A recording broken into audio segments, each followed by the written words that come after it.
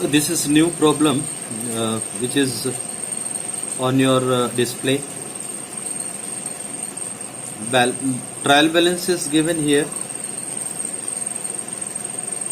Trial balance of Mangesh Traders. You are required to prepare final account. So first I will explain you the trial balance, the effect of all the accounting items, and then finally we will proceed to the adjustment. Actually, I told you already regarding the trial balance. Trial balance is the statement of ledger balances, and trial balance is always get tally. This is the tally amount of trial balance 2,54,630, 2,54,630. So all the debit balances of ledger, it comes to the debit side, and all the credit balances of ledger comes to credit side.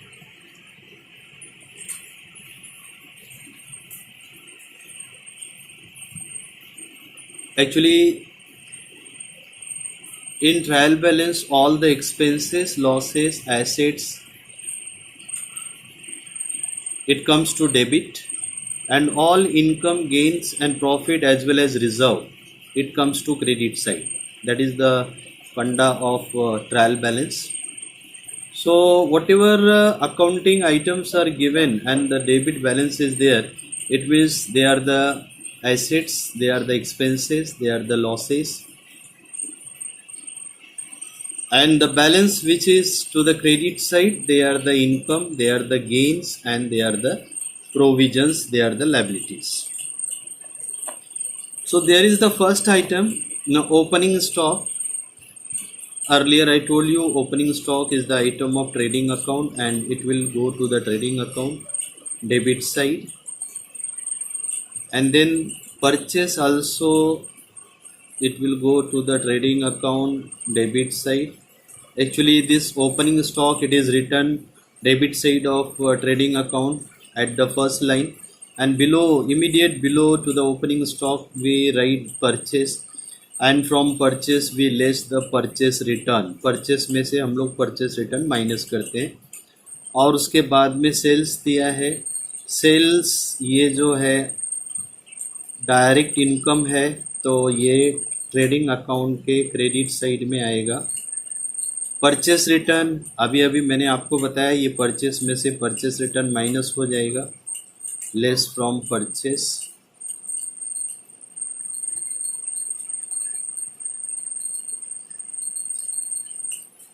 Sales return, sales return भी trading account में sales में से less हो जाएगा, less from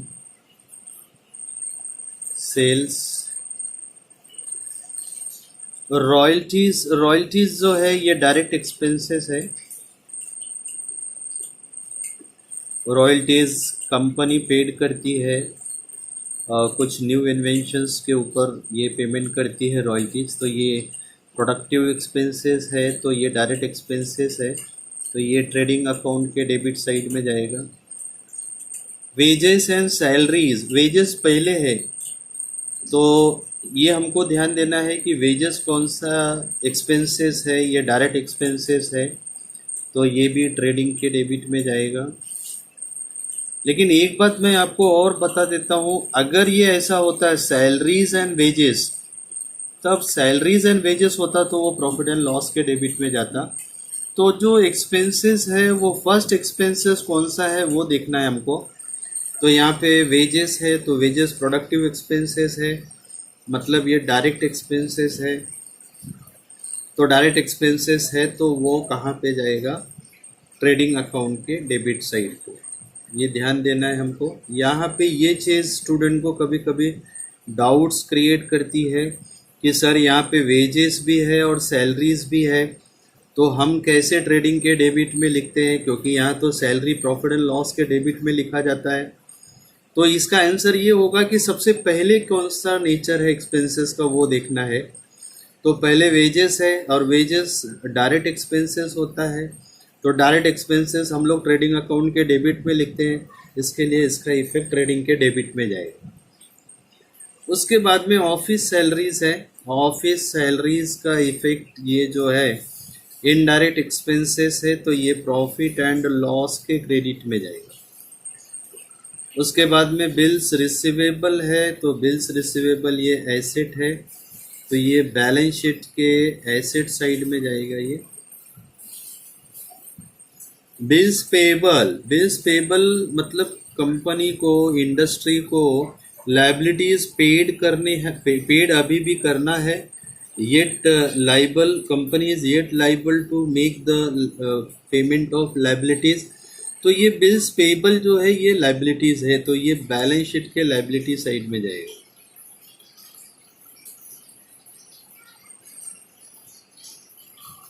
उसके बाद में है ऑफिस इक्विपमेंट।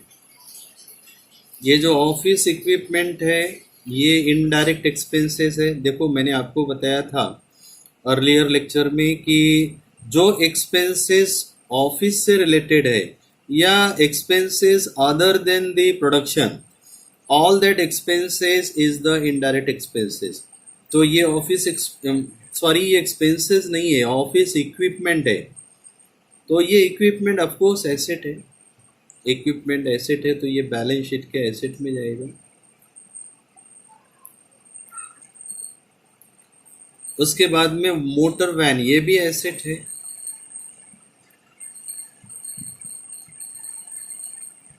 तो बैलेंस शीट के एसेट में जाएगा। ये प्लांट एंड मशीनरी, ये भी एसेट है, बैलेंस शीट के एसेट में जाएगा।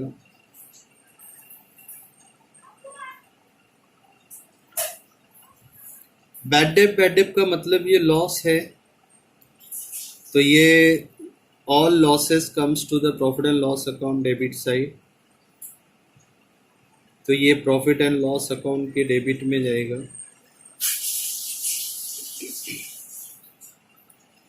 उसके बाद में एडवर्टाइजमेंट है, जो प्रचार खर्चा है ये एक्सपेंसेस है, लेकिन इनडायरेक्ट एक्सपेंसेस है, तो इनडायरेक्ट एक्सपेंसेस ये जाएगा प्रॉफिट एंड लॉस के डेबिट साइड।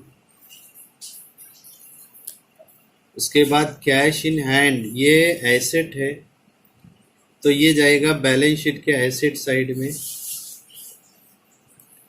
सन्ड्री डेटर्स, ये भी एसेट है, ये भी बैलेंस शीट के एसेट साइड में जाएगा। ये करंट एसेट है, तो भी ये बैलेंस शीट के एसेट साइड में जाएगा। उसके बाद में रिजर्व फॉर बैड डेट, देखो जो भी रिजर्व्स होता है वो प्रॉफिट एंड लॉस के क्रेडिट में डालते हैं हम लोग, प्रॉफिट एंड लॉस अकाउंट के क्रेडिट में डालते हैं। या तो हम ऐसा भी कर सकते हैं, ये जो ओल्ड बैड डेट्स दिया है, ये जो ओल्ड बैड डेट्स दिया हुआ है ये 2500, इसमें से हम प्रॉफिट एंड लॉस के डेबिट में ये ओल्ड आरडीडी हम लोग लेस कर सकते हैं, तो भी चलेगा। और अदरवाइज हम लोग अगर बैड डेट्स में से इसको लेस नहीं करते हैं तो ये रिजर्व को हम लोग प्रॉफिट एंड लॉस के क्रेडिट में डाल सकते हैं। तो दोनों भी इफेक्ट करेंगे, आंसर सेम आएगा। मैंने आपको दोनों बातें बता दिया है। उसके बाद में आता है सन्ड्री क्रेडिटर्स। सन्ड्री क्रेडिटर्स ये लायबिलिटी है, तो ये बैलेंस शीट के लायबिलिटी साइड में जाएगा।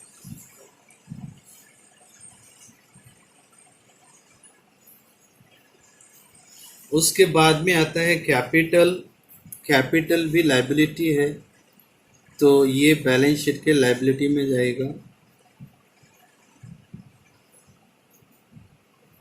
और ये बात ध्यान देना है, कैपिटल हमेशा बैलेंस शीट की लायबिलिटी में फर्स्ट आइटम हम लोग कैपिटल ही लिखते हैं, क्योंकि कैपिटल में और भी एडजस्टमेंट हम लोग करते हैं। जैसे कैपिटल में ड्राइंग है तो उसको लेस करते हैं, इंटरेस्ट ऑन ड्राइंग है तो लेस करते हैं, नेट लॉस है तो लेस करते हैं, नेट प्रॉफिट है तो ऐड करते हैं। ये सब चीज़ जो है कैपिटल से रिलेटेड है, ये फर्स्ट आइटम होता है लायबिलिटी साइड में। लायबिलिटी साइड में सबसे पहले हम लोग कैपिटल ही लिखते हैं। तो ये मैंने आपको पूरा ट्रायल बैलेंस एक्सप्लेन किया, उसके जो अकाउंटिंग आइटम्स है उसका नेचर क्या है, क्या वो एक्सपेंसेस है, क्या वो लॉसेस है। अगर एक्सपेंसेस है, लॉसेस है, तो वो कौन सा डायरेक्ट है, कौन सा इनडायरेक्ट है, कौन सा इनकम है, कौन सा लायबिलिटी है, कौन सा एसेट है, ये सारी बातें मैंने आपको यहाँ पे बताया है। उसके बाद में now we proceed to the adjustment. जैसा कि हम सब लोगों को मालूम है, सभी एडजस्टमेंट के दो दो इफेक्ट होते हैं। तो अब यहाँ पे सब 4 एडजस्टमेंट हैं, तो पहले का भी 2 इफेक्ट होगा, दूसरे का भी 2 इफेक्ट होगा, तीसरे का और चौथे का भी 2 इफेक्ट होगा। अब पहला जो एडजस्टमेंट है, मैंने आपको इसके पहले वाले लेक्चर में ये बात बता दिया था कि जो पहला एडजस्टमेंट होता है वो हमेशा क्लोजिंग स्टॉक का ही होता है।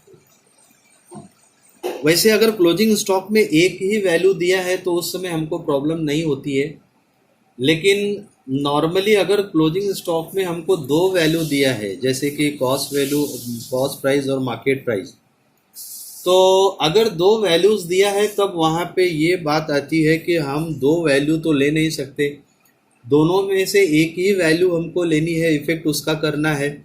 तो मैंने आपको ये बातें बताया हुआ है कि दोनों में से कौन सा वैल्यू लिया जाना चाहिए, तो वो आपको जो वैल्यू कम होगी वो वैल्यू लेना है, जो वैल्यू कम होगा वही वैल्यू लेना है वो। तो यहाँ पे कम वाला वैल्यू कौन सा है, कॉस्ट प्राइस 19 है और मार्केट प्राइस 20 है। तो कॉस्ट प्राइस 19,000 ये दोनों में से कम है, तो 19,000 का इफेक्ट हम लोग मारेंगे। तो अब बात ऐसी होती है कि क्लोजिंग स्टॉक का 2 इफेक्ट कहाँ कहाँ आएगा। तो क्लियर है, क्लोजिंग स्टॉक का जो पहला इफेक्ट है वो हम लोग ट्रेडिंग के क्रेडिट में लिखते हैं। तो जो फर्स्ट इफेक्ट है वो ट्रेडिंग के क्रेडिट में जाएगा, और जो दूसरा इफेक्ट है वो जाएगा बैलेंस शीट के एसेट साइड। ये आपको याद करना है, याद रखना है, कौन सा भी प्रॉब्लम हो, पहला एडजस्टमेंट यही आने वाला है आपको। इवन आपके कॉलेज का एग्जाम हो या बोर्ड का एग्जाम हो, कौन सा भी एग्जाम हो, नॉर्मली जो क्लोजिंग स्टॉक का है 99% मैं बोलता हूँ, ऐसा कोई ज़रूरी नहीं है कि पहला क्लोजिंग स्टॉक का ही हो, लेकिन 99% फर्स्ट एडजस्टमेंट क्लोजिंग स्टॉक का ही रहता है। तो दोनों का इफेक्ट क्लियर हो गया आपको। फर्स्ट जो इफेक्ट है वो ट्रेडिंग के डेबिट में जाएगा, सॉरी ट्रेडिंग के क्रेडिट साइड में, यहाँ पे मैंने लिखा हुआ है, और जो दूसरा इफेक्ट है वो बैलेंस शीट के एसेट साइड में जाएगा। लेकिन हमको इफेक्ट सिर्फ 19,000 का मानना है, 20,000 का इफेक्ट नहीं करना है। उसके बाद में दूसरा एडजस्टमेंट आता है आपका ऑफिस सैलरीज आउटस्टैंडिंग। अभी आउटस्टैंडिंग के बारे में मैंने आपको एक्सप्लेन किया है। आउटस्टैंडिंग एक्सपेंसेस मतलब क्या होता है। आउटस्टैंडिंग का मतलब होता है कि ऐसा एक्सपेंडिचर जो हमने वो एक्सपेंसेस कर तो दिया है लेकिन अभी भी उसका पेमेंट नहीं किया हुआ, उसका पेमेंट करना अभी बाकी है, तो इसलिए उसको हम लोग आउटस्टैंडिंग एक्सपेंसेस बोलते हैं। मतलब हमने एक्सपेंडिचर कर दिया है, एक्सपेंसेस हो गया है, लेकिन उसका पेमेंट अभी भी हमने नहीं किया है, तो इसके लिए वो आउटस्टैंडिंग है। अब इसको इंग्लिश में कैसे बोलेंगे, what you mean by the outstanding expenses, तो इसका आंसर है कि outstanding expenses are those expenses which are due but not still paid. जो ड्यू हो गया है लेकिन उसका पेमेंट का ड्यू हो गया है, लेकिन अभी भी हमने उसको पेमेंट नहीं किया हुआ। तो ये आउटस्टैंडिंग याद रखो हमेशा। पहले तो ये अगर आउटस्टैंडिंग सैलरी है तो ये 1,000 रुपीज़ पहले हम लोग सैलरी में ऐड करेंगे। अब वो सैलरी का बुक वैल्यू हम लोग ट्रायल बैलेंस में देखेंगे, उस बुक वैल्यू में आउटस्टैंडिंग 1,000 ऐड करेंगे। तो ये आउटस्टैंडिंग सैलरी का फर्स्ट इफेक्ट पहले ये जाएगा प्रॉफिट एंड लॉस के डेबिट में, और प्रॉफिट एंड लॉस के डेबिट में पहले हम लोग सैलरी लिखेंगे, उसका बुक वैल्यू इनर कॉलम में लिखेंगे, फिर उसके नीचे लिखेंगे ऐड आउटस्टैंडिंग सैलरी 1,000, फिर दोनों को ऐड करके मतलब बुक वैल्यू सैलरी का और जो इसका आउटस्टैंडिंग है 1,000, दोनों को ऐड करके फिर हम लोग आउटर कॉलम में लिखेंगे। उसके बाद में आउटस्टैंडिंग सैलरी का जो सेकेंड इफेक्ट आएगा वो आएगा बैलेंस शीट के लायबिलिटी साइड।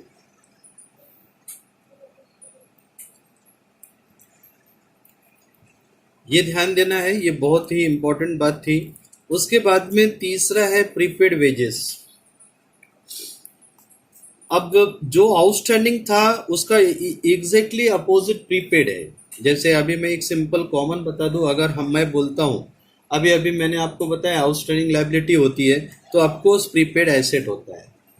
तो यहाँ पे मैंने आपको बताया अगर आउटस्टैंडिंग एक्सपेंसेस है तो उस रिस्पेक्टिव एक्सपेंसेस में उसको हम लोग ऐड करते हैं, मतलब उसके बुक वैल्यू में उसको ऐड करते हैं। तो प्रीपेड में उसका एग्जैक्टली अपोजिट करते हैं। तो ये प्रीपेड जो है वो उसके वेजेस के जो बुक वैल्यूज है वेजेस का, उसमें से हम लोग ये प्रीपेड वेजेस 1000 माइनस करेंगे। अब क्वेश्चन ये आता है कि वेजेस का अभी मैंने आपको इफेक्ट बताया हम लोग कहाँ लिखते हैं, तो ये इसका इफेक्ट ट्रेडिंग अकाउंट के डेबिट साइड में जाता है। तो ट्रेडिंग अकाउंट के डेबिट साइड में सबसे पहले हम लोग लिखेंगे ट्रू वेजेस, और उस वेजेस का जो बुक वैल्यू है उसको ट्रायल बैलेंस में देखेंगे, वो इनर कॉलम में लिखेंगे। फिर उसके नीचे लिखेंगे प्रीपेड वेजेस। प्रीपेड वेजेस यहाँ पे 1000 दिया है, उसको हम लोग उसमें से लेस करेंगे, और जो अमाउंट लेफ्ट होएगा उसको हम लोग आउटर कॉलम में लिखेंगे। तो इस तरह से इसका फर्स्ट इफेक्ट आएगा। दूसरा इफेक्ट जो होगा वो जाएगा बैलेंस शीट के एसेट साइड। ये बात ध्यान देना है। उसके बाद में नंबर 4 देखो, provide depreciation 5%, 10% and 15% on office equipment, motor van and plant and machinery respectively. तो यहाँ पे एक बात क्लियर कट आप समझ लो कि ये जो डेप्रिसिएशन एक्चुअली होता क्या है, ये लॉस होता है। और डेप्रिसिएशन का मीनिंग क्या है? Depreciation means reduction to the value of asset. It is the reduced value of asset because of its wear and tear uses। मतलब जो एसेट्स का हम लोग रेगुलर कंटिन्यूअस यूज करते हैं तो उसका जो वर्किंग लाइफ है वो रिड्यूस होता है। तो वो रिड्यूस वर्किंग लाइफ का जो वैल्यू है वो वैल्यू हम लोग उसके बुक वैल्यू में से माइनस कर देते हैं, तो वो वैल्यू को हम लोग डेप्रिसिएशन बोलते हैं। तो अब यहाँ पे 3 डेप्रिसिएशन दिया है हमको, 5% और ये 10% और 15%। तो यहाँ पे ये जो डिप्रिसिएशन है वो कंटिन्यूअस सीक्वेंस में दे दिया है। उसके बाद एसेट्स भी आपको कंटिन्यूअस सीक्वेंस में दे दिया है, ऑफिस इक्विपमेंट, उसके बाद मोटर वैन और फिर प्लांट एंड मशीनरी। अब यहाँ पे ये देखना है कि पहला 5% जो है वो ऑफिस इक्विपमेंट का है, दूसरा 10% जो है वो मोटर वैन का है, और तीसरा 15% जो है वो प्लांट एंड मशीनरी का है। तो इसके भी 2 इफेक्ट होंगे। तीनों एसेट्स पहले हम लोग, पहला इफेक्ट जो जाएगा तीनों एसेट का वो जाएगा बैलेंस शीट के एसेट साइड में, और जो डेप्रिसिएशन हम लोग कैलकुलेट करेंगे उसका जो सेकेंड इफेक्ट होगा वो जाएगा प्रॉफिट एंड लॉस अकाउंट के डेबिट साइड। ये ध्यान देना है। और इसके कैलकुलेट देखो, ये फाइनल अकाउंट हो या कोई भी अकाउंट हो, सबसे पहली बात तो हमको जो नंबर्स होते हैं, जो फिगर्स होते हैं, जो अमाउंट दिया होता है वो बहुत ही करेक्ट लिखना है अकाउंट में। और सबसे दूसरी बात, जो साइड है, जो इफेक्ट है वो करेक्ट होना चाहिए।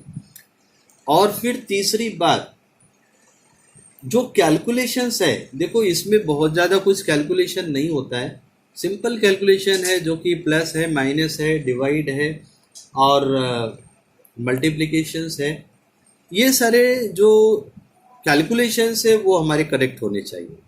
अगर कैलकुलेशन करेक्ट होगा तो ऑफकोर्स हमारा जो अकाउंट है वो करेक्ट होगा।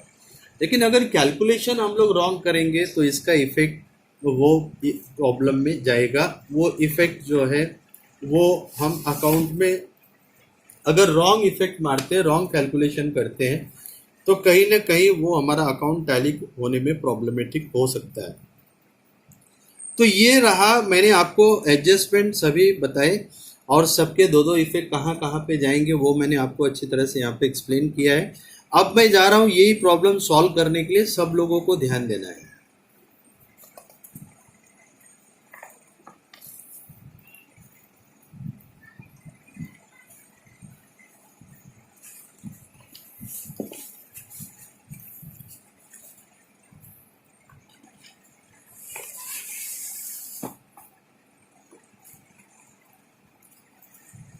जैसा कि हम लोग जानते हैं, पहला जो हमारा अकाउंट है वो ट्रेडिंग अकाउंट है। यहाँ पे सबसे ऊपर लिखना है इन द बुक्स ऑफ, कौन है ये, मंगेश ट्रेडर। तो यहाँ पे लिखना है in the books of Mangesh trader.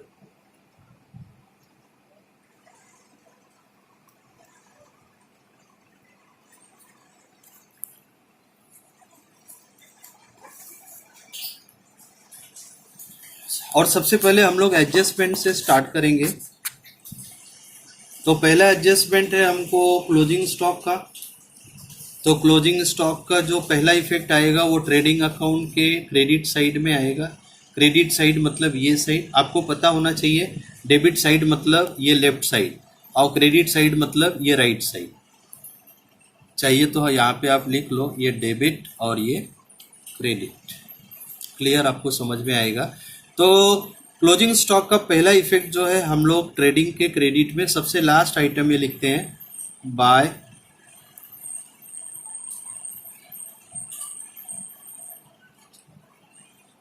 Closing stock. और इसका जो अमाउंट है, जैसा कि यहाँ पे मैंने आपको बताया, कॉस्ट प्राइस और मार्केट प्राइस दो दिया है, तो दोनों में से लेस है 19,000। तो आउटर कॉलम में लेस वाला अमाउंट लिखना है 19,000। और फिर इसका सेकेंड इफेक्ट बैलेंस शीट के एसेट में जाएगा। तो ये बैलेंस शीट के एसेट साइड में सबसे लास्ट में लिखना है। ये बैलेंस शीट में टू और बाय नहीं लिखना है, क्लोजिंग स्टॉक।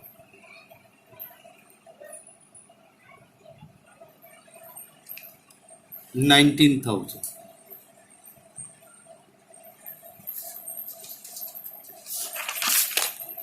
उसके बाद में दूसरा जो आपका एडजस्टमेंट है वो है office salaries. Office salaries outstanding ₹1,000। तो ये अकाउंट आपका प्रॉफिट एंड लॉस अकाउंट है। यहाँ पे लिखना है पहले ऊपर profit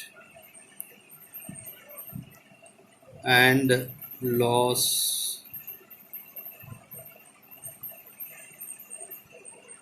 account for the year ended 31st March 2018। और यहाँ पे पर्टिकुलर्स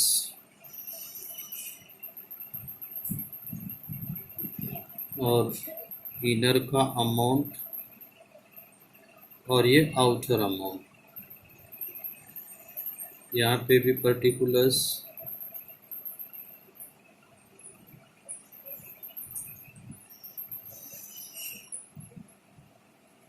ये इनर और ये आउट।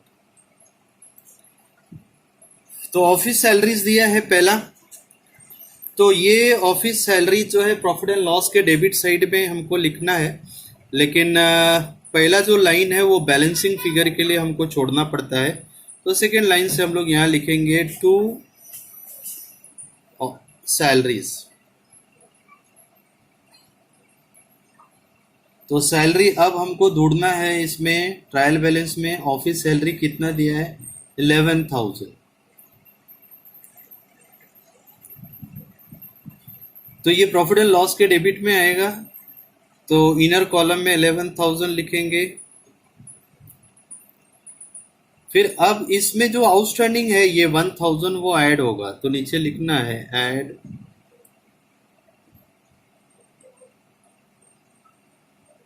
Outstanding salaries 1,000। और इसको ऐड करके आउटर में लिखना है 12,000। और ये जो 1,000 है, ये जो 1,000 आउटस्टैंडिंग है, इसका एक इफेक्ट और होगा, वो जाएगा बैलेंस शीट के लायबिलिटी में। तो बैलेंस शीट के लायबिलिटी साइड में ये साइड लायबिलिटी होता है, लेफ्ट साइड और राइट साइड एसेट होता है। तो यहाँ पे आपको सबसे लास्ट में लिखना है ये आउटस्टैंडिंग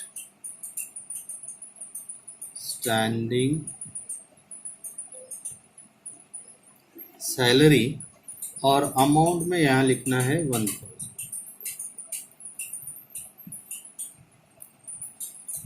उसके बाद में प्रीपेड वेजेस है थर्ड नंबर। तो प्रीपेड वेजेस के लिए अब हमको वेजेस देखना है ट्रायल बैलेंस में। ट्रायल बैलेंस में वेजेस दिया है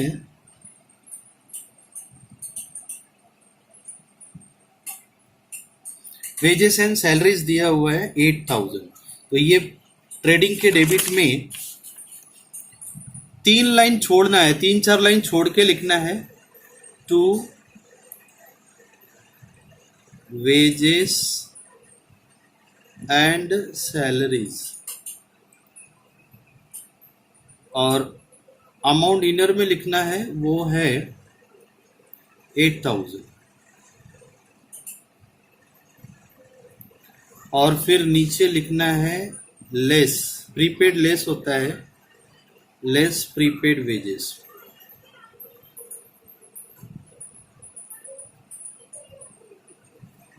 कितना है, ये भी 1000 है, तो ये 1000 माइनस करेंगे तो आउटर में आएगा 7000।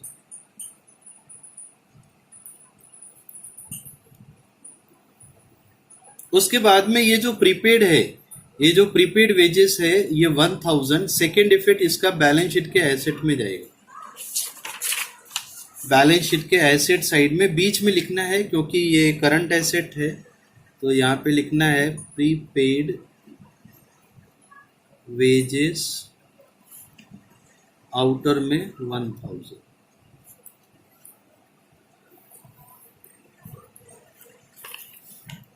और अब एडजस्टमेंट नंबर 4, प्रोवाइड डेप्रिसिएशन 5%,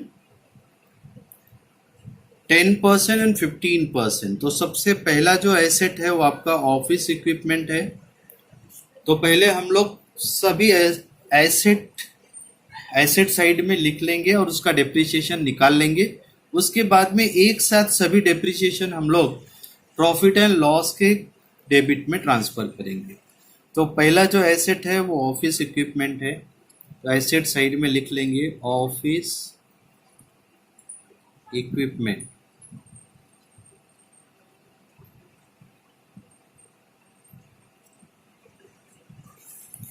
और ऑफिस इक्विपमेंट अभी हमको देखना है ट्रायल बैलेंस में, वो है 20000।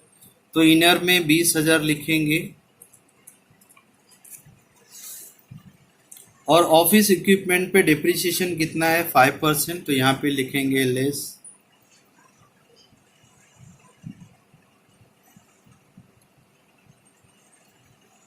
डेप्रिसिएशन 5%, और 20000 का जो 5% है वो 1000 आएगा।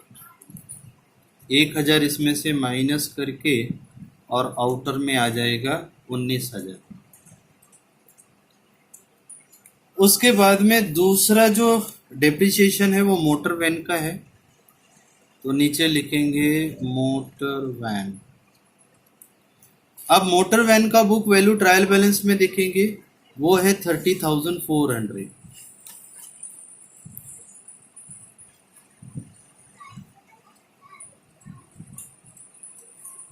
उसमें डेप्रिसिएशन हमको लेस करना है,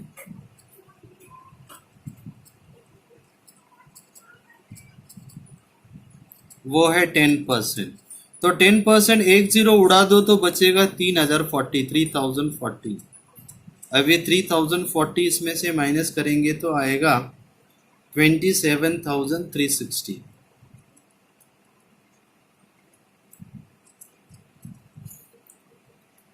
और अब जो तीसरा एसेट है वो है प्लांट एंड मशीनरी, यहाँ पे लिखेंगे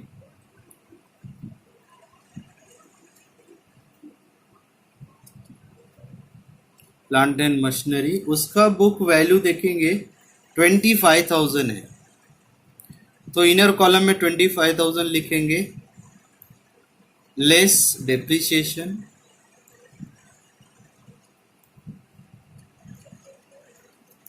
इसका डेप्रिसिएशन 15% है।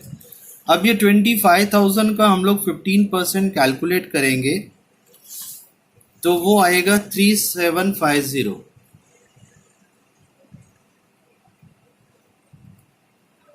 तो ये माइनस हो जाएगा, आउटर में आएगा 21,250।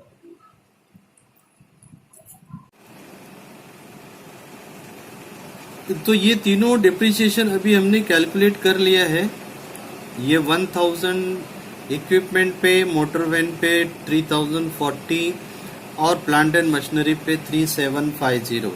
ये तीनों का, ये 1000 का और 3040 का और 3750 का, ये तीनों का सेकेंड इफेक्ट जो है वो होएगा प्रॉफिट एंड लॉस के डेबिट साइड। तो प्रॉफिट एंड लॉस के डेबिट साइड में यहाँ पे लिखेंगे टू डेप्रिसिएशन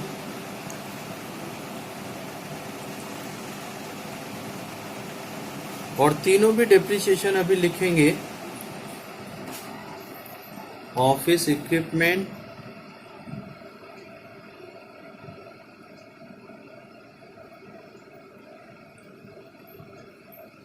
ऑफिस इक्विपमेंट का 1000 इनर में लिखेंगे। उसके बाद में फिर मोटर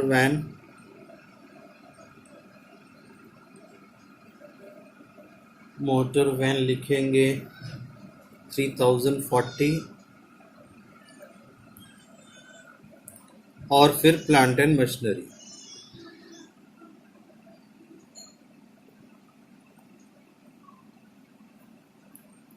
प्लांट एंड मशीनरी कितना है? 3750।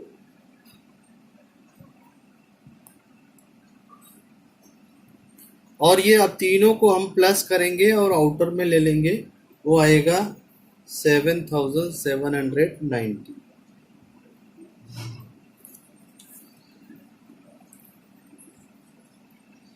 ये हमारा पूरा एडजस्टमेंट हो गया। और अब जो ट्रायल बैलेंस में हम जाएंगे और ट्रायल बैलेंस में जो आइटम बच गया है वो अभी हम सबका एक एक इफेक्ट मारेंगे, लेकिन उस समय हमको ध्यान ये देना है कि कोई भी इफेक्ट रिपीट ना हो जाए। मतलब जो एडजस्टमेंट वाला इफेक्ट है अभी उसको रिपीट नहीं करना है।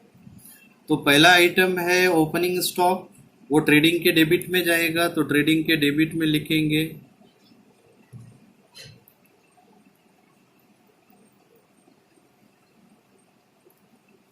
आउटर कॉलम में 32,750।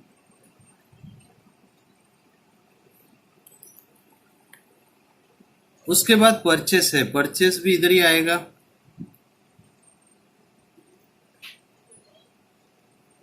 परचेसेस अमाउंट इनर कॉलम में लिखेंगे क्योंकि इसमें से परचेस रिटर्न हमको माइनस करना है।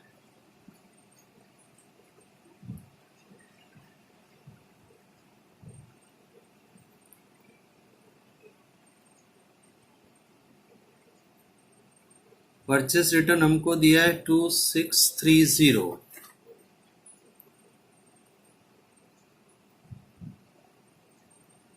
इसको माइनस करेंगे तो आउटर में आएगा 52,370।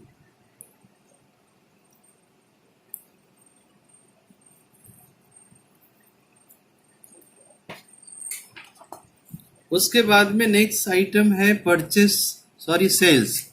सेल्स भी ट्रेडिंग के क्रेडिट में आएगा। बाय सेल्स अमाउंट इनर में लिखेंगे 89,500 और इसमें से सेल्स रिटर्न माइनस करना है।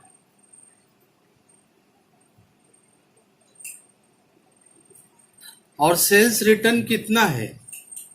4480, जो कि दिया हुआ है आपको ट्रायल बैलेंस में 4480।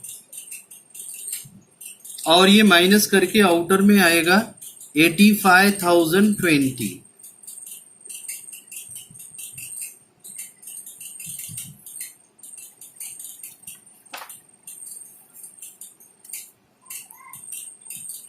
और फिर उसके बाद में रॉयल्टीज है। रॉयल्टीज ट्रेडिंग के डेबिट में आएगा, तो यहां लिखेंगे टू रॉयल्टीज 4,000। और फिर वेजेस एंड सैलरी हो गया है। ऑफिस सैलरी, ऑफिस सैलरीज ये प्रॉफिट एंड लॉस के क्रेडिट में जाएगा। सॉरी, सैलरीज का हमने इफेक्ट मार दिया है।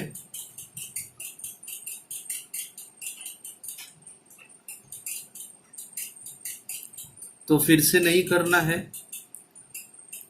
उसके बाद में बिल्स रिसीवेबल, ये एसेट में जाएगा, बैलेंस शीट के एसेट साइड में।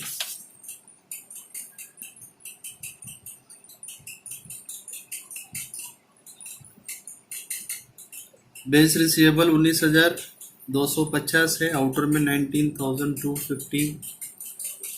और फिर बिल्स पेबल वो लाइबिलिटी है, तो लाइबिलिटी साइड में लिखना है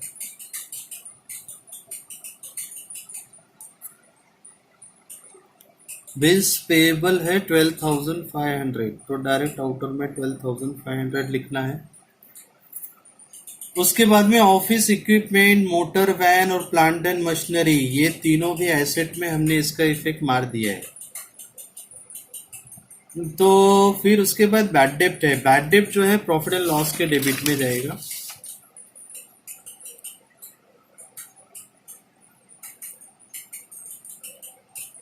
$2,500।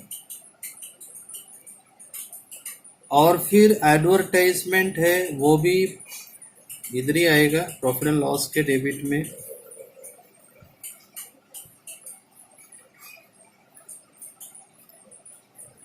एडवर्टाइजमेंट 6,000 है। उसके बाद में कैश इन हैंड, ये एसेट में जाएगा, बैलेंस शीट के एसेट साइड में कैश इन हैंड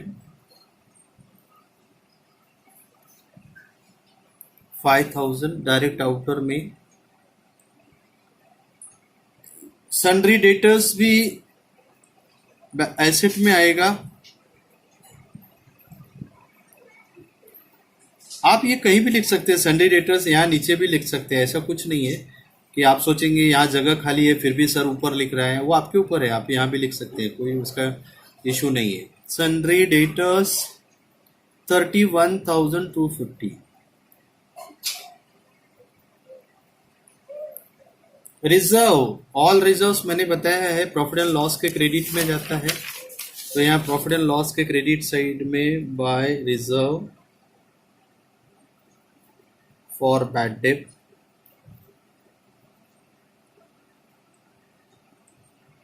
कितना अमाउंट है? 1,000 डायरेक्ट आउटर में।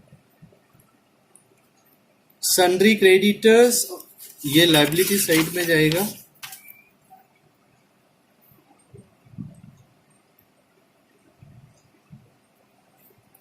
अमाउंट है 24,000। और कैपिटल भी ये लाइबिलिटी साइड में सबसे ऊपर जाएगा, और इसका जो अमाउंट है वो हमको इनर कॉलम में लिखना है 1,25,000। और अब हमको जो है ये ट्रेडिंग अकाउंट टैली करना है, तो ट्रेडिंग अकाउंट के डेबिट साइड में 32,750 और 52,370, 7,000 और ये 4,000। और क्रेडिट साइड में 85,020 और 19,000। अब इसको टैली करना है, तो हमारा जो क्रेडिट साइड का टोटल है वो हाईएस्ट टोटल आ रहा है, वही टोटल दोनों साइड में लिखना है हमको। तो ये टोटल आ रहा है 1,04,020, 1,04,020। और ये अब चारों को प्लस करेंगे, ये चारों को प्लस करके जो टोटल आएगा वो अभी 1,04,020 में से माइनस करेंगे, तो बैलेंस हमको मिलता है 7,900। तो ये जो बैलेंस डेबिट साइड में आया है इसको हम लोग ग्रॉस प्रॉफिट बोलते हैं। यहाँ लिखेंगे टू ग्रॉस प्रॉफिट और ब्रैकेट में लिख देंगे बैलेंसिंग फिगर। और ये balancing figure gross profit profit and loss के क्रेडिट में ट्रांसफर करेंगे बाय ग्रॉस प्रॉफिट 7,900। और अब प्रॉफिट एंड लॉस को टैली करेंगे, तो प्रॉफिट एंड लॉस के डेबिट साइड में 12,000, 2,500, 7,790 और 6,000। और क्रेडिट साइड में 7,900 और आरडीडी ये 1,000। तो इसमें जो डेबिट साइड का टोटल आ रहा है वो हाईएस्ट टोटल है, वो है 28,290। यही टोटल क्रेडिट साइड में भी लिखेंगे 28,290। और इसमें बैलेंस क्रेडिट साइड में आ रहा है, तो बाय नेट लॉस कितना आ रहा है 19,390। ये कैसे आया 19,390? तो ये 7,900 और ये 1,000 मतलब 8,900 28,290 में माइनस करेंगे तो ये आएगा 19,390। ये नेट लॉस है तो ये यहाँ पे लिखेंगे बैलेंसिंग फिगर, और ये नेट लॉस जो है 19,390 वो कैपिटल में से लेस करेंगे, यहाँ लेस नेट लॉस 19,390 और आउटर में आएगा 1,05,610 ये। और अब इसमें 1,05,610 1,000 और 12,500 और 24,000, इसको जब हम टोटल करेंगे तो आएगा 1,43,110। और अब यहाँ पे एसेट साइड में 19,27,369 और 21,250 31,250 19,250 और ये 1,000 और ये 5,000 और ये 19,000, टोटल 8 आइटम है। और अब इसको हम लोग जब टोटल करेंगे तो टोटल यहाँ पे सेम आएगा 1,43,110। ये हमारा अकाउंट अभी टैली हुआ। नेक्स्ट लेक्चर में हम लोग न्यू सम पढ़ेंगे।